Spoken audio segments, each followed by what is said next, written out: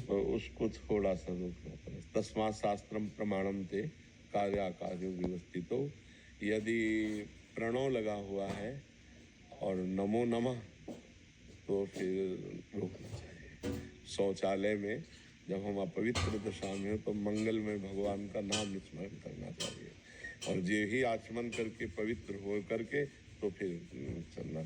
अब जैसे अपने लोगों ने अभ्यास किया तो जे ही बाथरूम के उसमें चप्पल पे पैर पड़ेगा तो ही भगवान की कृपा से, गुरु जी की कृपा से जो मंत्र है वो रुक जाएगा और राधा राधा राधा राधा राधा और फिर शौच स्नान करके जब आचमन किए बाहर हुए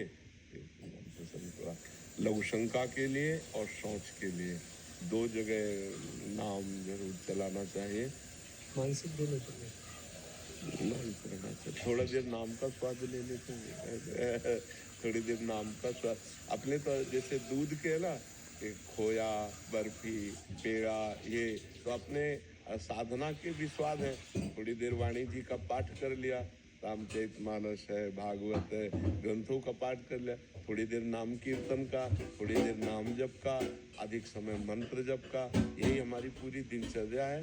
और उसमें शास्त्र प्रमाणित दिनचर्या होने से हम ज़्यादा लाभ को प्राप्त होंगे। इसमें हमको एक बात चित्रकूट में एक संत भगवान मंदाकिनी में एक पत्थर के टुकड़े पर लेटे थे, आसपास मंदाकिनी का जल बह रहा था, तो उनको 2-3 दिन हमने देखा। फिर हमारा मन हुआ कि उनसे मिलेंगे और जेठ के महीने में वो मोटा कंबल मिलिट्री वाला ओढ़े हुए थे। और एक और आश्चर्य, दूसरा आश्चर्य कि मंदाकिनी के बीच में पत्थर पे तो जिज्ञासा हुई कि इनसे हम बात करें और दर्शन करें, तो बैठे रहे किनारे। जब वो निकले, महाराज क्या अद्भुत स्थिति, नेत्र जो है उन्मत्त अवस्था को और तेजोमय चेहरा और एक लंगोटी और कंबल। जो ही निकले साष्टांग दंडवत किया, उस समय नई अवस्था थी, उन्होंने देखा भी नहीं, फिर दौड़ के आगे गए क्योंकि संतों से पहले से परिचय रहा है तो ये संतों की इन बाह्य चेष्टाओं से कोई मतलब अंतर नहीं। फिर आगे गए, हम कहा महाराज जी रुको, 1 मिनट रुक जाओ, अगर आप नहीं रुकोगे, आप नहीं कृपा करोगे तो हम जैसे अधमों का कैसे सत्मार्ग पुष्ट होगा। जब प्रार्थना की तो खड़े हो गए। मतलब इतना आनंद प्राप्त हो रहा था क्योंकि हमारी श्रद्धा बढ़ गई थी ना, तो अब श्रद्धा से ही आनंद होता है, तो एकदम शरीर कंपायमान। हम कहा महाराज जी बैठ जाइए, वो बैठ गए। तो महाराज जी पहला प्रश्न है कि आप बीच शिखर पे लेटते हैं ऐसे, वहां क्यों लेटते हैं? तो उनका एकांत प्रियता। आप कंबल क्यों ओढ़े जेठ का महीना?